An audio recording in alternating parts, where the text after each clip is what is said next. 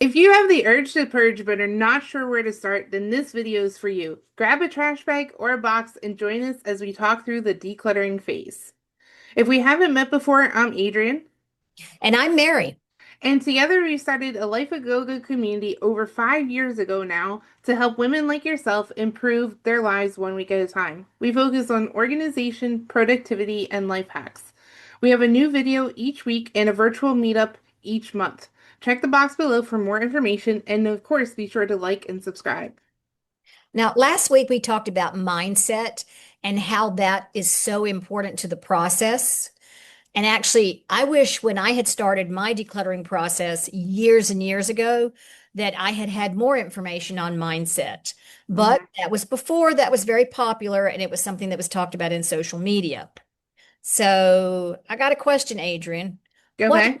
what helped you most when you were getting organized in terms of mindset? Yeah, so when I started my process, we had just moved into our new house. And so my husband and I both kind of had like our own stuff from, our previous lives. And so what really helped me was coming up with the idea of getting rid of 1,000 items.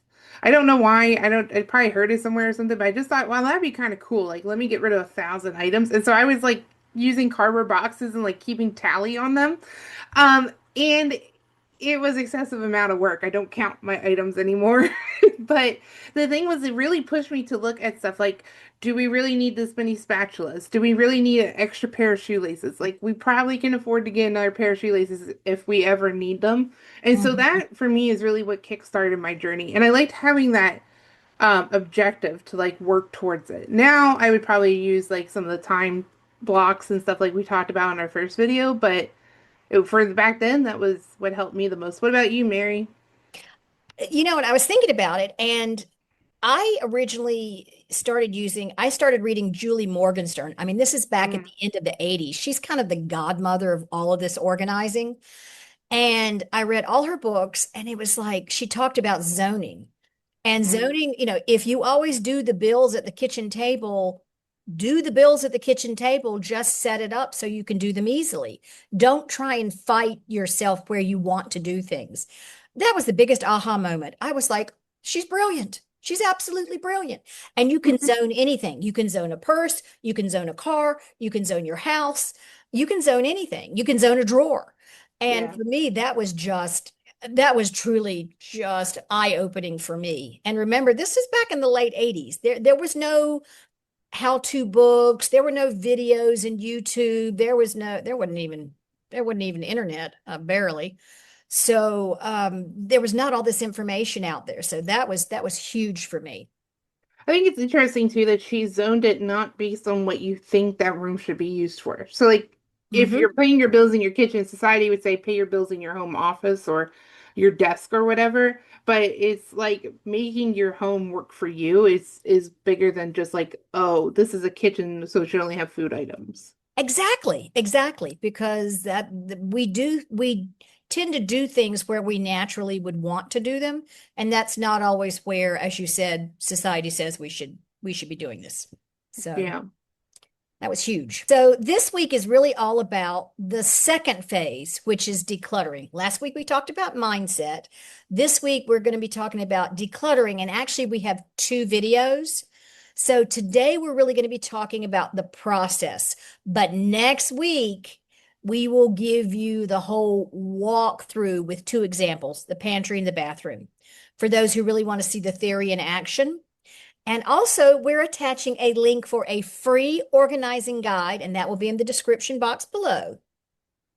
Yeah. So, regardless of how you learn, we want to help you the most. And so, we're like, decluttering is probably the biggest of the 5 stages. And so, that's why we wanted to really take our time and go through some of the different points. And remember, we're not organizing today. And I understand that can be super frustrating for people. They want to jump in and just make it pretty. But the decluttering, like everything that's a good process, you really have to do some prep work. So we're not organizing today, but we're making space for all of us to be able to breathe, for you to be able to breathe in your space so that you can organize it. And also, we don't want you to feel guilty about having items, having things. Neither of us are minimalists by any stretch of the imagination. And we are certainly not worried about your heirs having to clean out your home, whether you're Swedish or not.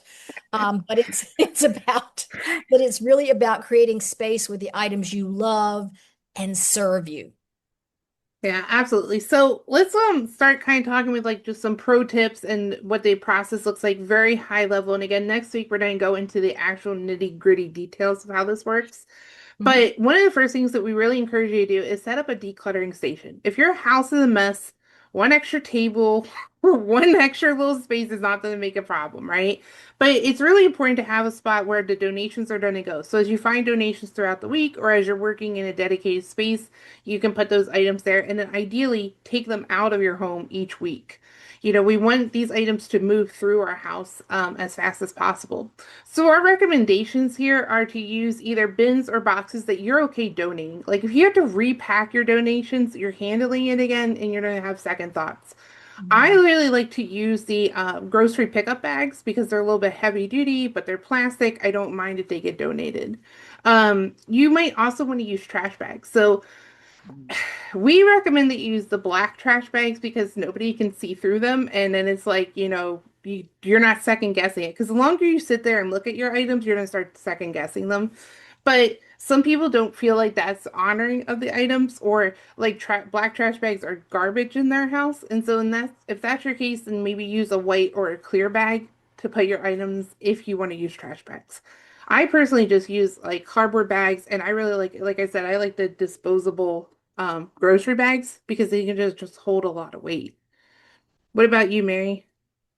I Little different. I like black trash bags for trash, and I like white trash bags for donating. And it's just visually easier for me to figure it out very quickly what's going out into the trash can and what's going into the back of my car. But Hmm. also, Amazon shows up at everybody's house these days. We have plenty of nice size boxes. I am not encouraging anybody to save boxes, but a couple of nice size boxes that are carryable. Don't get something so big that you cannot carry it out to the car. Yeah. Those are great for donating items. You can just put the items right in there. You don't have to repack them. You're done. The other thing that I like to have when I'm doing it in my own home space is to have like a laundry hamper or like a reusable grocery bag of some sort that I know that that's for items that belong somewhere else in my house. I don't personally like to leave the space that I'm organizing to take something somewhere else because I will squirrel and I will be totally distracted or not wanting to go back. And I mean, we even know like statistically, like when you go through doorways, like your mind sometimes resets. Like that's actually like a therapeutic tool that Mm. people use. And so you passing through those spaces, it makes your mind a little bit more work a little bit harder to get back to the task at hand. So for me, I like to have like a really large laundry hamper and then I just put the items in there. And then as part of the cleanup process, I'll try to put those items back in the rooms that they belong in. Mhm. Yeah, I do the same thing. I have a big laundry basket, a big plastic laundry basket, because it has handles on either side and it will hold a lot. And for things that need to be in another room, I'm like you. Once I start in a room, I need to stay in that room because yes, if I leave that room, I will get sidetracked on doing something else very quickly. And I don't want that to happen. I want to stay in the space and declutter the space, get the trash out, the the declutter, packed up and ready to go. Yeah. And so then okay, so we have our staging area set. So we know where we're going to take our donations. You can also put in a bin for your memorabilia here or any of your paperwork that you find because those items really need more focused time than what you can give them while you're decluttering a general room. So if you find something that has a lot of sentimental value or you find paperwork, you would want to go ahead and return those to ideally a bin that you have in your decluttering station, wherever that is in your home. So again, it can be a table. I personally use a cubic system, and that's in my hallway. I just use the top of it and put it in there because again, if you're in the decluttering process, like that's fine. Like it's not going to be there forever, but it's going to really be helpful for you in this part of it. Um, and I think like for the actual process, Mary. Like if we kind of start thinking about those actual steps, this is where we differ from TV. So I know we talked about this a little bit last week with the Marie Kondo method.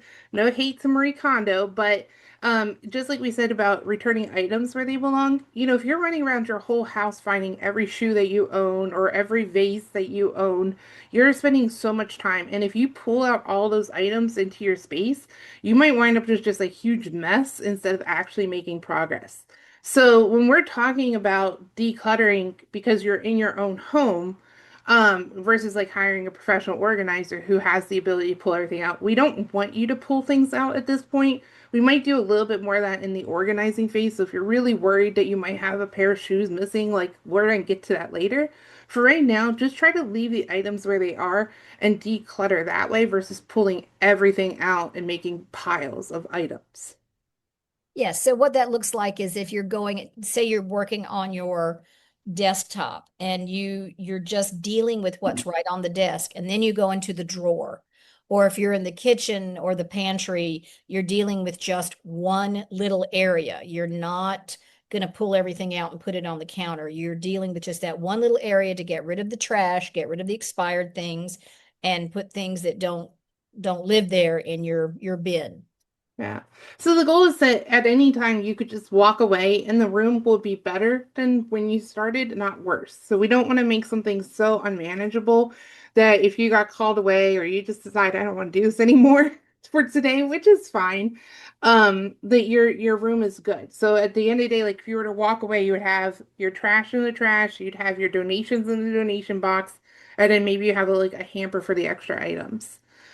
Um, so I guess like where to start. So the first thing that we recommend where you start is to look for trash. And probably you don't have garbage. Like you probably don't have a rotted banana peel sitting there. You might, with no judgment, but when we go into a space, you want to start looking for trash. And so this is actually going to help with the nose blindness. It's the same as like if you were to take a photo and then look at that photo, your brain's going to see the space different because it's looking at your phone on your space versus you walking into your room. So like if I were to walk into my office right now, I would say, "Oh, there's not trash in here." But if I actually were to take a few minutes, I would start finding those items. So, like maybe I have an extra envelope, I have packaging, I have something that's broken that should be gone. And so, when you start like gamifying it a little bit and trying to find like 20 items or 30 items, you start one, you're starting to see your space differently because your brain's like, okay, now I actually have to look for things that are trash. But two, you're also getting okay with throwing things out. So you're kind of getting a little bit of that immersion there. Sorry. What's the word, Mary? Aversion, wait, Immersion, like immersion therapy. Yes. immersion therapy. We know what we're talking about. But so that's why we kind of start like recommend just start doing the trash. And again, if you're working in those like smaller segments of time, like if you're doing 15 minutes, then maybe one day you're just going through the space, pulling out all the trash that you can find in that space, before you move on to step two. Yeah, and step two are really about what you're decluttering, whether you're going to donate it or throw it in the trash.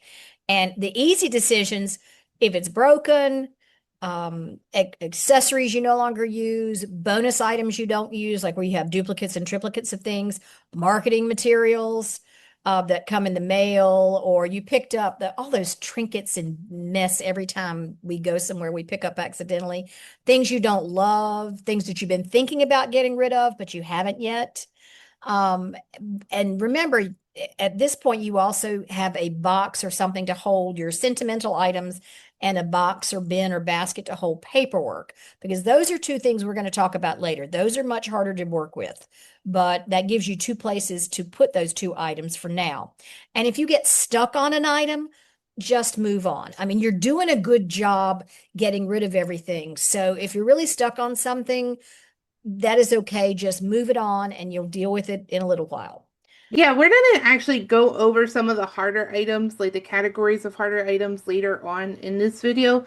But the key here is that we're making progress and we're making quick decisions. So when you're looking for trash or you're looking for items that are easy to get rid of in the space, you probably know what they are.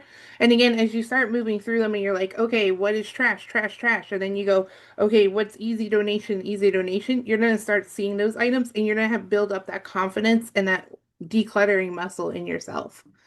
Um, and then a couple points here is that one is that the clutter is probably not the items that are out on the counter or out in the open. So I know like when we go into a space, you're like, oh, it's messy, right? Because you have your checkbook out and you have your purse out and your charger's out and there's coins and all this kind of stuff. Those, yes, those are clutter in theory, but really when you're decluttering, what we're looking for is the stuff that's in the space that those items should go in. So I like to think about it in terms of clothes. You know, if you were to sort out your clothes, the best day to do that is on laundry day because everything that you're wearing and actively loving is in the washer, right? So what's left in the drawer is the stuff that we maybe have more questions about. So perhaps like in your kitchen, you have your keys and your purse and stuff on the counter because the hooks are filled with items that you're not actually using right now. Mhm. So yes, there is that clutter out. And so if you're going into the space, you're gonna be like, well, I use all this stuff because that's the stuff you're seeing. Look into the cupboards or on the shelves or wherever those items should be going, and that's where you're gonna probably find the items to declutter. Does that make Mhm. sense, Mary? Yeah, it totally does. Yeah, because basically what you're saying is what you're seeing is what you're using on a daily basis. And the Yeah. reason why your coffee mugs are all out on the counter is because there's no space in the cabinet where they should be, because the cabinet is loaded with stuff, dishes maybe, or coffee mugs or whatever that you're never using. That's what you need to probably declutter. Yeah. So well done. Yeah. Love I that. just see a lot of my clients get hooked up with like, oh, well, all the stuff that's messy looking, that's the stuff I'm using. Yes, we're not trying to declutter too much of that. We're decluttering the stuff behind that. Yes. Yes. Another tip here, Mary, and this is one that, we talk about a lot in our videos, and it's to use your eyes when you're decluttering and not your hands. So psychology makes you, when you touch an item, you like the item more. So like if you're shopping in a store and you pick up an item, you generally like it more than if you just looked at the item on the table, right? It's Hmm. the same thing with our stuff, and especially our stuff because we have already a connection to those items. Like we already liked it at one point in our lives, right? We own it, so we think it has more value. So if you can use your eyes first to make your decisions instead of picking things up with your hands to make those decisions. Exactly. Now, let's talk about sometimes people want to set up rules about decluttering. And I hear this a lot. And let me tell me what your opinion is. It's like, if you haven't used it in 6 months, get rid of it. Now, I have some opinions on that. What about you?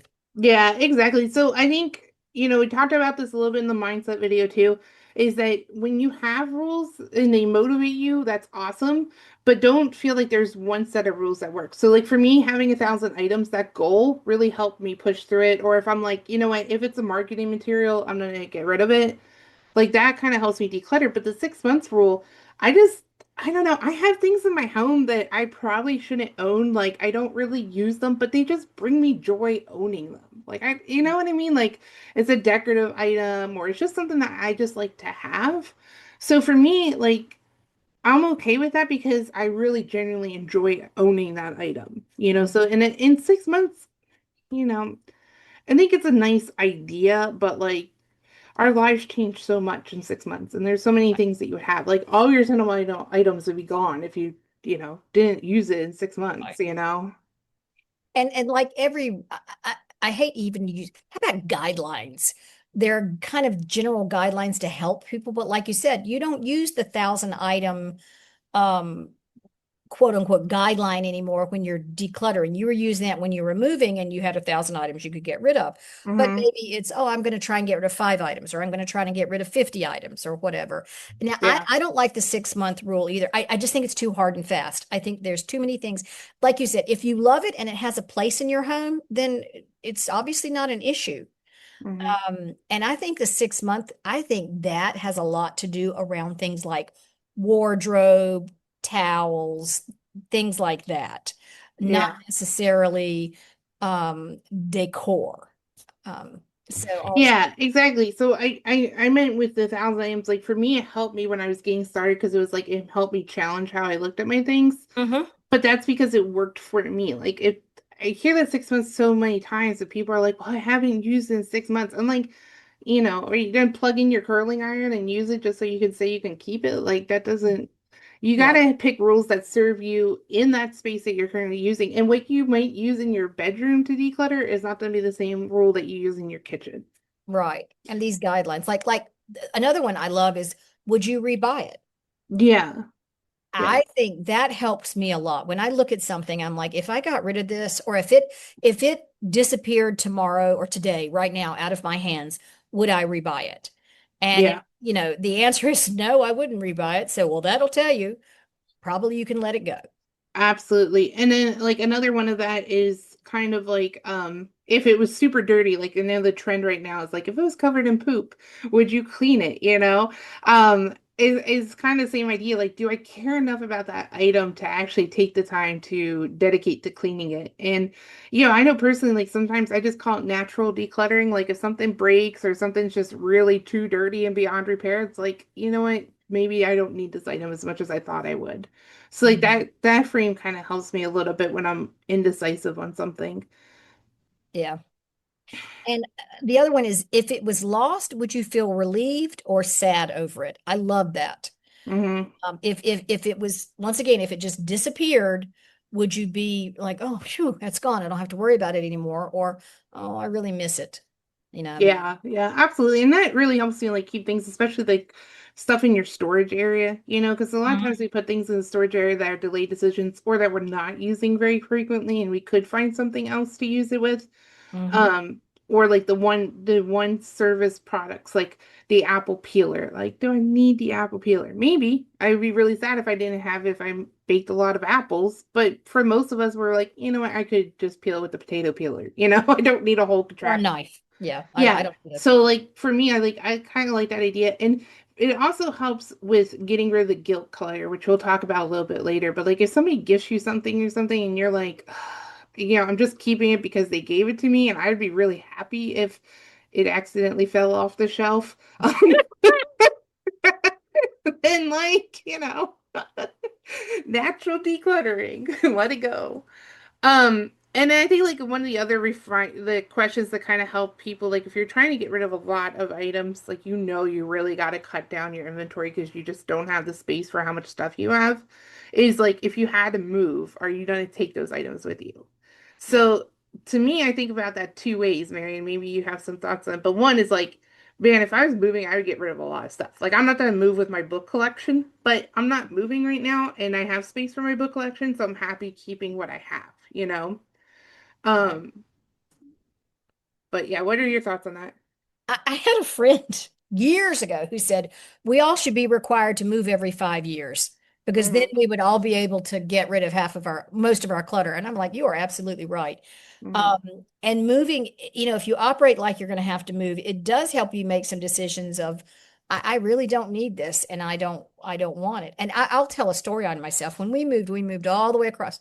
I have moved from the East Coast all the way out to the middle of the Pacific. That's 5,000 miles. Then from the Pacific to the West Coast, which was another 2,500. And from the West Coast to back to the East Coast, which is another 25. We've moved all over creation. And the last move, the moving company lost 5 moving boxes. Now, obviously, I didn't need those items, because to this day, I don't know what's missing. I have a general Mm. little guess about, I think it was some tablecloths maybe. I really haven't missed anything, and I haven't been searching for something I couldn't find. Yeah. So obviously that tells me that was 5 boxes of things I don't really need. Um, Yeah. and I'm kind of, it's one of those, that is an example of, I'm kind of relieved. Hmm. I was irritated at first because obviously we paid for it, but I'm kind of relieved I have 5 boxes I don't have to worry about now. Uh, Yeah, absolutely. And you're enjoying that space in your home without those items. yes, Yeah, I heard somebody one time said like, I can't believe that I was living with 3 bags of garbage. And it's like you think about that and you're like, you wouldn't put 3 trash bags in your room, but you might be holding 3 trash bags worth of stuff that right. can leave your space. And that to me is kind of interesting, especially like when I do like the trash bag toss and I like run around and try to find all the trash. And I'm like, man, how do we have so much stuff? And it just it accumulates so fast. It does. Well, and like everything, the decluttering experience, and we'll talk about this again, it's not a one and done. Things come into our house Hmm. every day. I don't Yeah. care if it's mail, packages, shopping, groceries, whatever. Stuff comes into our house every day. So this is and I don't want people to kind of throw their hands up and go, oh my gosh, I'm never going to solve this. No, it will be resolved. But you are going to have to declutter your whole life. It's not a one and done. But Hmm. because you keep doing it and you build that muscle, it becomes easier and less. You'll have less trash. You'll have less things to donate because it becomes automatic that things are going out of your house. So, Yeah. And I think that brings us to like the third step, which is when you would actually like you got rid of all the trash, you got rid of all the easy stuff. So now you're kind of looking at the space like I have to get rid of some of these items because I don't have the space or it's not serving me.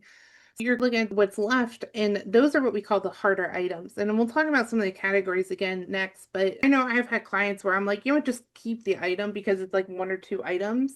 right. Like, Some people call it, it's they want to put it aside for later, or, there's kind of a delayed decision. And there's two things I do. If I have a client or myself who's really doing a good job getting either donating or trashing items, getting rid of items, if they stumble on something and they really are struggling with it, I'm like, it is okay to put it aside and leave it.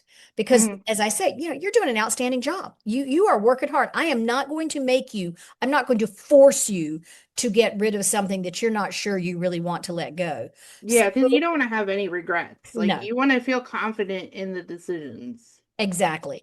And I'm like, we can circle back to this at another time.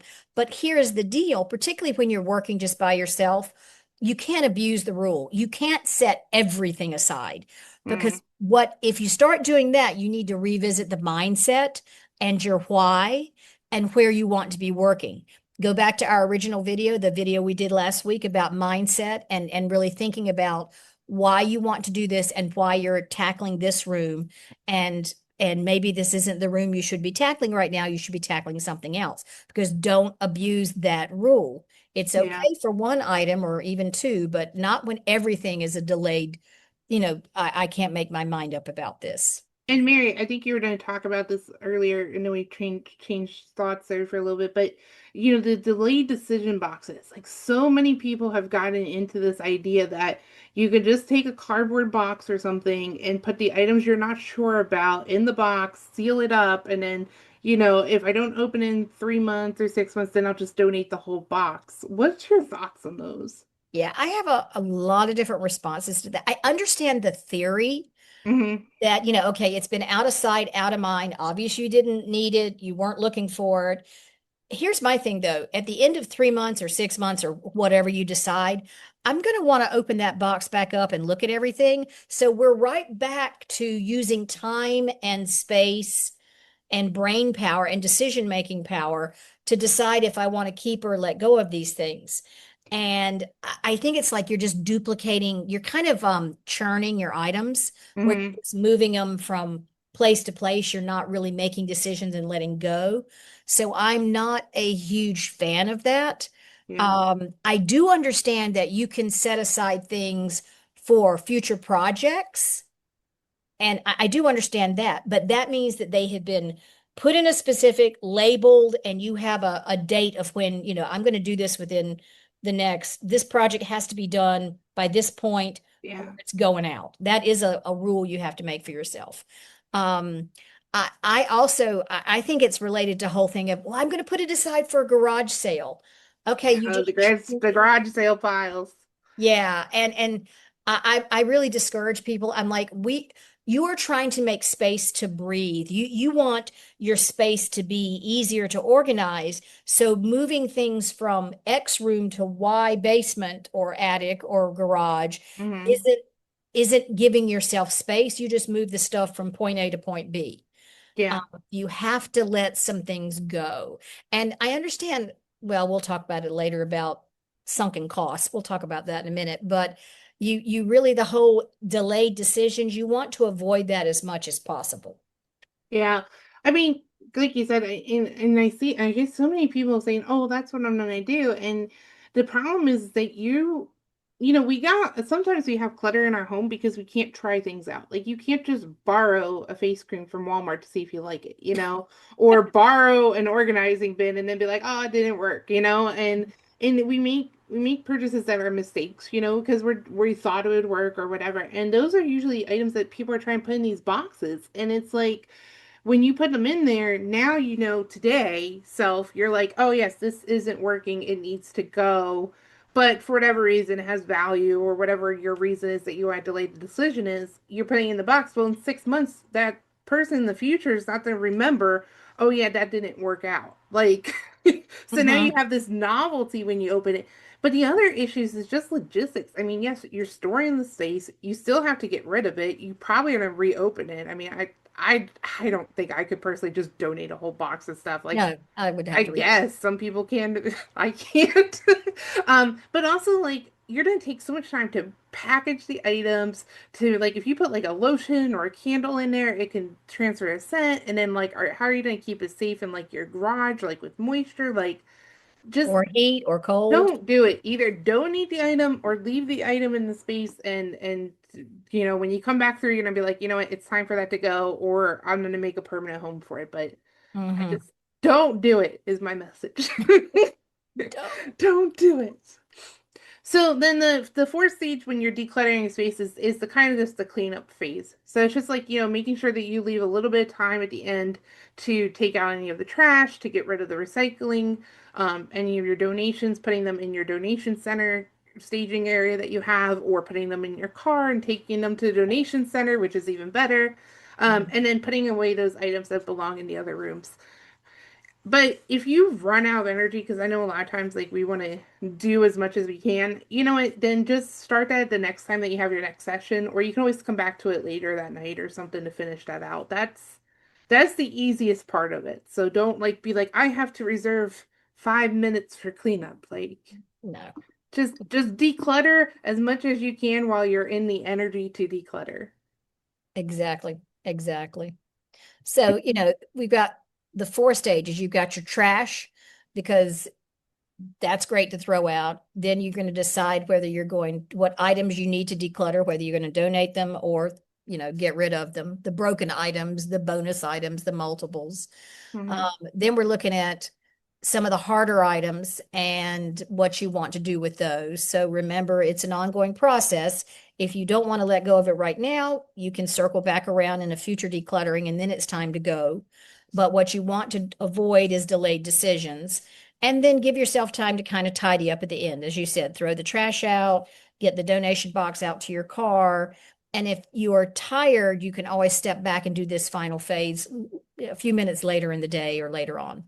So, Yeah. And if you're really stuck and you're watching this real time, then you can join us over our January 14th live, where we're going to actually be doing like an organization telethon where we'll give you 5 minutes or less to answer any of your organizing questions. And Mary and I will bless you with a decision of yes, get rid of it, or no, keep it. Probably the former. But if you would like, you can always join our live. So they start here on YouTube where we kind of just do like an update and catch up with pre-submitted questions. And then we'll go into a private Zoom room so you don't have to worry about your clutter being exposed to the larger internet. So you can excellent. find the information below. And if you're not watching this live, then you can always just email us or join us on one of the other monthly meetings. So Mary, we'll go back to kind of the harder stuff because I think like, we know trash, we know the easy stuff. So let's talk about the harder items to declutter. And because it is the holiday season right now, let's talk about gift guilt. Yes. Yes, my friend gave me this, or my mother gave me this, or mother-in-law, or whatever. And people do feel a great deal of guilt. And I think this is one of the hardest problems for both the giver and the receiver, is Mhm. once the gift is given, it is no longer in the giver's control. What the receiver does with the gift, it's now theirs. They own it and it's theirs to do with it what they will. So you really, getting rid of those things is super, super hard. But I encourage them, to give them to someone that's gonna love on them and or needs them, or if it's not serving you, it's not your style or your scent or your colors or your aesthetic or your size or whatever, just doesn't look right in your house. You just don't like it. You really have to give yourself some space and grace to let somebody else love on it. It may be perfect for them. Yeah, and the gift in itself is the act of giving it. Like, I thought about you, I care about you, I want to represent that with our relationship with this gift. But I wouldn't want somebody to keep something that they really don't like just Mhm. because I gave it to them. Like, no, you don't have to do that. Like, I wouldn't want somebody to feel bad and be like, ugh, there's that gift they gave me every time they see it. Like, I don't want them to think that about me. So, like, I want to give it to them. And I kind of have divine decluttering sometimes because you have some of those people who actually do follow up on it. And you know what? Sometimes things break. Or like sometimes my mom will come visit and I'll be like, "Ugh, I really don't like this." And by goodness, it goes missing. There you go. Kind of related to that is the mean, nasty items. So that's Yeah. that's where I was going to talk about next, Mary. Did you have another thought there? Well, no, I was going to say that is the big feedback we get is, my mother-in-law or my whatever is going to walk in and they're going to want to know where the X is. And that is a very difficult situation to be put in. Hmm. And yeah, that's something. Call in January. Let's talk about that, ways to handle that. Yeah, because yeah, I mean, there's definitely some strategies, and I know, like I personally keep like a few items just like in a storage bin just in case some of those people visit. But overall, get rid of the gifts. Most people are not your mother-in-law. No, nope, nope, nope. So, Mary, the next category I was going to talk about was the mean, nasty items. So, it kind of related to the gift guilt. Like you don't want somebody to see your gift and be like, oh, that is that gift they gave me. I Hmm. find that a lot of times people keep items that just bring up bad memories. It could be things from your ex, it could be trinkets that you had from your old job that you're no longer working there. But every Hmm. time you see it, you think about how like you were let go from it or whatever. Hmm. Or it could just be stuff like the person you gave it to, you don't like that person. Especially like gift swaps or something in the Oh, community. yes, office gift swaps. Yes. Yeah, so like you could have a beautiful flower pot, but you don't see the beauty. You see, ugh, that's from so and so, and ugh, she, so mean, and that's what you think when you see it. Like, let those items go. I just don't think that there's anything that's valuable that you should keep that mean, nasty item. Hmm. Hmm. The same thing for like I had a client. It's like she goes, "Well, I still have my ex-husband's, I don't know, birth certificate or something." And I'm like, "Well, you have two choices. Either you can throw it out or mail it to him. It depends on how friendly y'all are, but you definitely don't need it. Yeah. You don't need all that old paperwork that's just painful. Clothes and shoes also that no longer fit you or in style or they don't suit you. You don't wear them. Hmm. Um, those are things because they're too small or too big or whatever. You can let them go. Somebody else is looking for them. Yeah, so if you have an item in your home and when you look at it, you don't see the item for itself, but you see it for something negative, like either the person who gave it to you or the experience where you got it from, or like you said, the clothes that make you feel like "Ugh, you should lose weight, or even if it's just like a project, like you could have like an art project that you thought you wanted to do, and it's like, why haven't you done this? Oh, you said you were going to do this. Like, Mhm. or a plant that's dying, like just let it go. You don't need something that's going to make you feel bad. Your life, you have enough things in life to make you feel bad. You don't need your items to do that for you. Exactly. And then we have my favorite, which is the sunken cost fallacy. It was so expensive. Or reverses, it's worth a lot.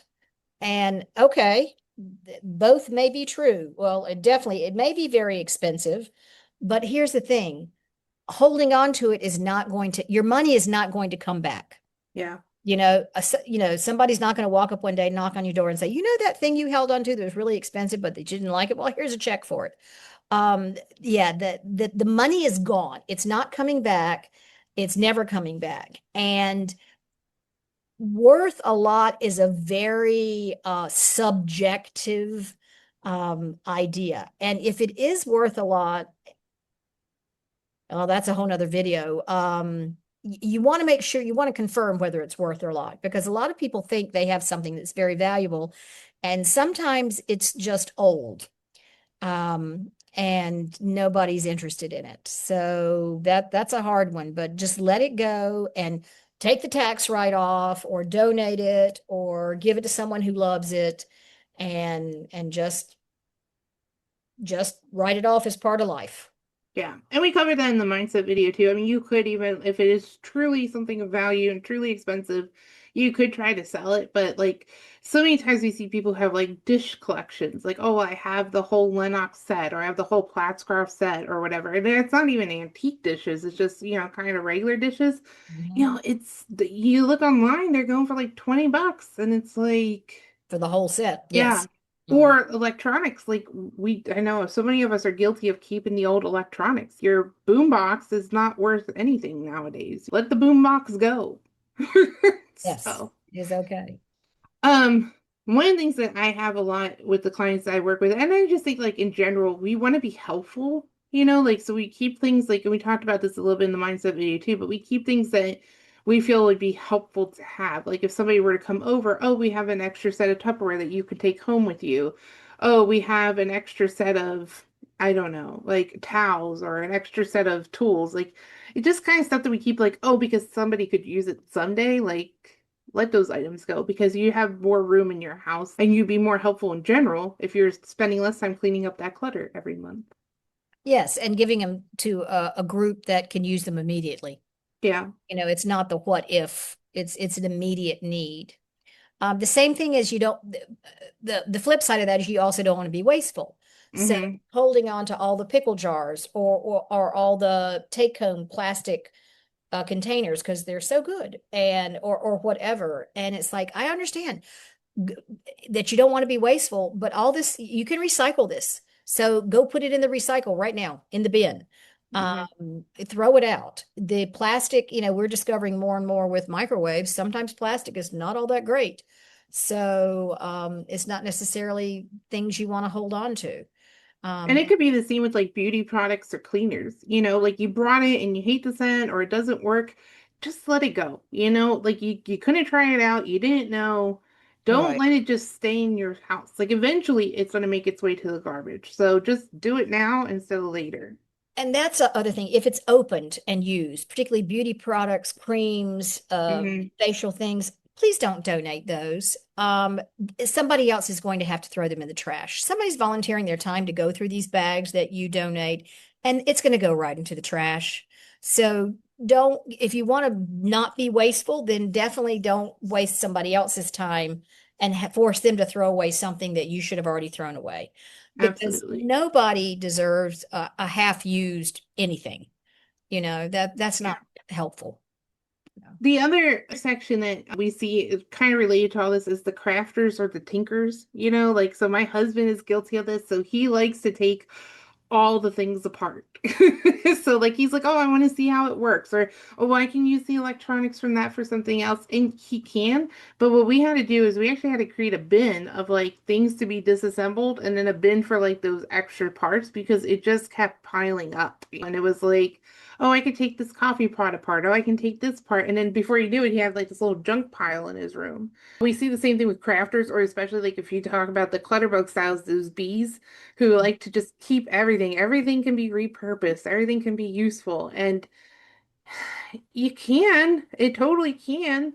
But at the same time, like, do you want to do that? Like, do you want to sit down and do a craft and make it out of some plastic bag or something that you just kept because you didn't want to get rid of it? It's much more helpful. I've had several crafter clients who have beautifully downsized their rooms because they've decided they're only going to do X craft. Hmm. The people that benefited from it, uh, it was amazing. People were like, "Can we write thank you notes?"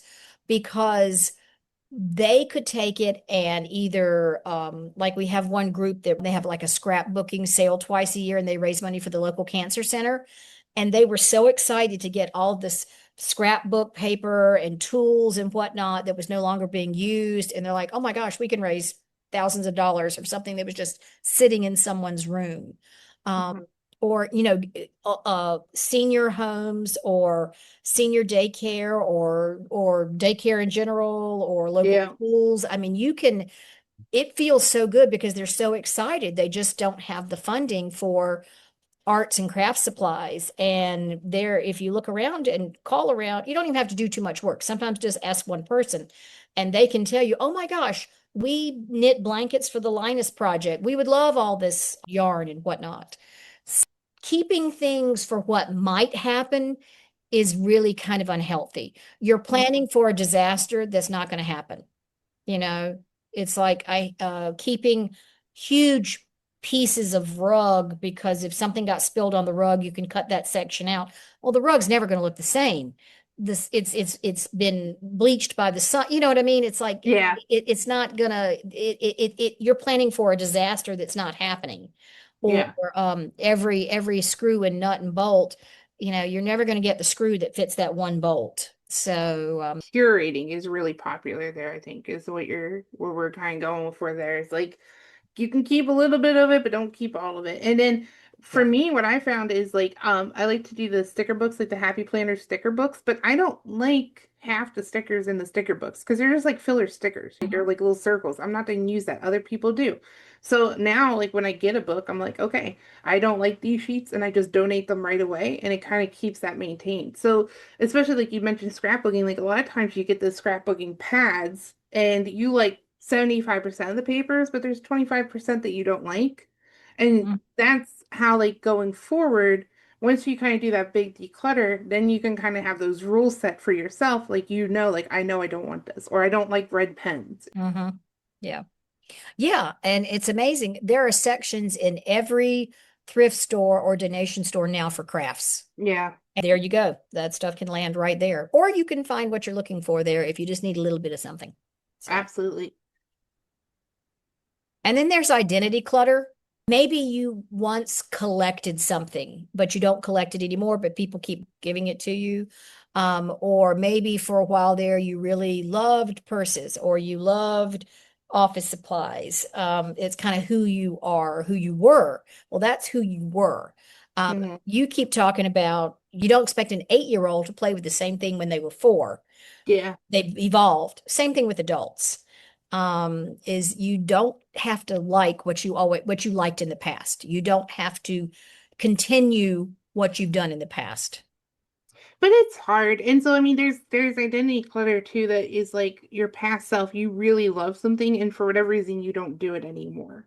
So Hmm. maybe like you don't have the friends, like you're not going out as much because like you now have a home and you have a family, you're more established, so you're not, going out with the fancy glam dresses and the jewelry. Hmm. Or like I'm getting to the age where I'm like I gotta invest in better shoe wear because like I can't keep going to a chiropractor because I want to wear the cute like shoes that I liked when I was 20. I just need to pass these on. And for me, like buying shoes is really hard because I have exceptionally large feet. But like, so when I find something really cute, I'm like, oh, I want to keep it, but I know it's not fitting me. And then when I see them or when I wear them, which is even worse, I wind up injuring myself. So, but that can be hard.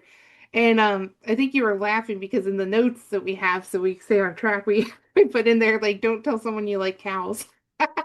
Because, and this goes back to gifts. Everything comes back to gifts, right? Don't buy Hmm. people stuff, I guess. But we want to give people things that they love. And in a certain season, like you might really like owls or gnomes or whatever's trendy. Like you're like, oh, that's cute, and I want to get it. And then people are like, oh, she likes that. And then you wind up getting like every frog, every cow, every chicken, like whatever your thing was. Hmm. And you're like, I really just like this chicken because I thought it was really funny looking, and now you have all Right. these chickens. It's okay to let go of the other ones. Yeah, it is. Yeah. No, yeah, I like that. Don't ever tell as an adult that you like fill in the blank. Yes, because they'll use that as a fallback. Your entire family will use that as a fallback to give you things.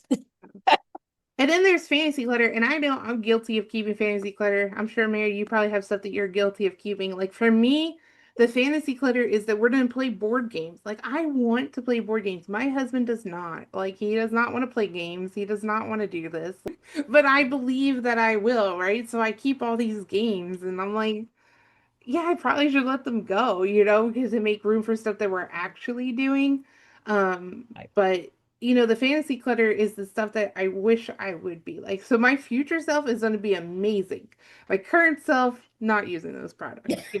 It's one, they make me sad when I see them, or two, like they're taking up space that could be used for other things. Yes. And that's it. They're taking up space that could be used for things that you actually are doing or using. Hmm. So yeah, you got to let it go. It's hard. And it's one thing if you have some space where you can kind of hang on to some of your fantasy clutter, that's fine. But if you're trying to declutter and your house is just kind of bursting, no, that the fantasy clutter's got to go, you Or know. if it makes you feel sad when you see it, And like yeah. I'm not gonna do this again, or I don't have time in this season to do it. So like even like sewing. So my mom, for example, she using her a lot. She better watch this video and comment. Um but like she was really into sewing when we were young. Like she brought a sewing machine and she was amazing. Like she just believed she could do it and she did. But like Mhm. she made like the costumes and all that kind of stuff. But then she got busy raising her family and she got rid of her sewing supplies.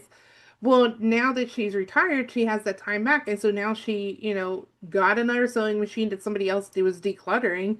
And she's like, you know what? I'm going to start investing in it again. So just because you end something now because it's not serving you doesn't mean you can't pick that back up in the future. hmm And people will argue, well, then if I might be able to do it in the future, why can't I just keep the stuff now? Because it's not serving you, it's causing you anxiety and frustration, and it's taking up space. You Yeah. don't know who your future is, not yet. Yeah. So, and if you're going to start this again, items will come back in your life, like via a yard sale or a secondhand store where you find this amazing sewing machine that somebody got and never used the first time. Yeah. You know, That's exactly what happened. And like, would she have wanted to schlep that through like six different moves? Like, would she want to have to take boxes and boxes of stuff? And would she have wanted to give up like a whole room in her house that she could use for her other things that she was doing at that time? Like, hmm no, but we can't keep those kind of things. no, we can't, nor should we. So, So I think we covered all of the different stages, and we talked a little bit about the little bit in the mindset as well too, and the harder items to declutter. So I guess like just kind of ending with why are we doing this? Like, it sounds like a lot of work. it So does. what makes it worth it, Mary? Well, the whole thing is, once again, you are decluttering is prepping to organize, because ultimately you want to have an organized space that you enjoy and functions for you and serves you.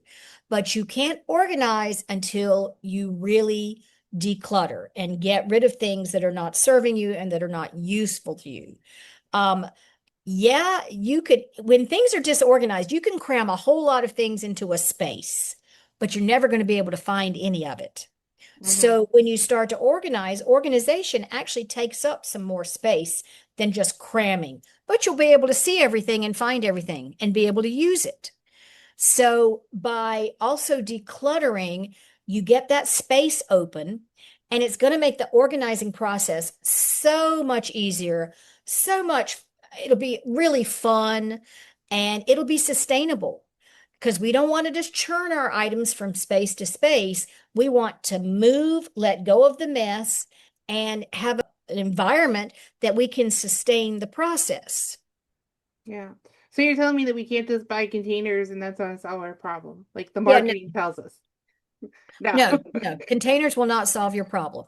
And No. they also will add to your problem because they are the wrong size, the wrong height, they don't fit your needs. Again, do not go out and buy anything right now or at all, but particularly in the decluttering process. I know people want to go out, they want to buy the cute boxes and the cute containers. Resist, resist, resist. Yes. And Get we'll cover how to do that correctly in the organizing phase. So yes, you can buy containers, but just hold off a little bit and start the decluttering. I think for me too though, Mary, it's just decluttering is I mean, we almost have a problem with some of our clients who over declutter because they just get addicted to it. It's awesome. Like you can take 15 minutes and make a big change in your space. And then what you're gonna find is every day when you're back in that space, you're gonna feel better in it and you're gonna be able to do whatever task you're doing in that area easier. Oh, So, you know, declutter, get the quickest, it's the best thing. Like you can go to a gym and work out for 15 minutes, but you're not gonna see those results for a couple weeks. You can see immediate results when you declutter. oh, absolutely. And ultimately, you have a home with the items you love, everything that serves you. You're not wasting time looking for stuff. You're not dusting items you rather not even own. Yeah. You're saving time because you're not hunting and pecking for things. You can enjoy the space. It's calm, and it serves you best. Yeah. So that's part of, why you really want to be able to declutter before you organize, because ultimately the organizing is going to be great, but you really have to do the prep work first. Absolutely. Well, so again, if you guys want any help, please feel free to email us or join us on a live and we'll drop the guide. All that information is going to be in the box below. And I guess until next time, Mary, you ready to sign off? Absolutely. All right. Cheers, friend. Nope, let me get it closer. Oh no, your holiday mug Get it, closer to there your we go. face. I can't get it right. Oh All well. right, guys, we'll see you. Bye. Bye. Cheers.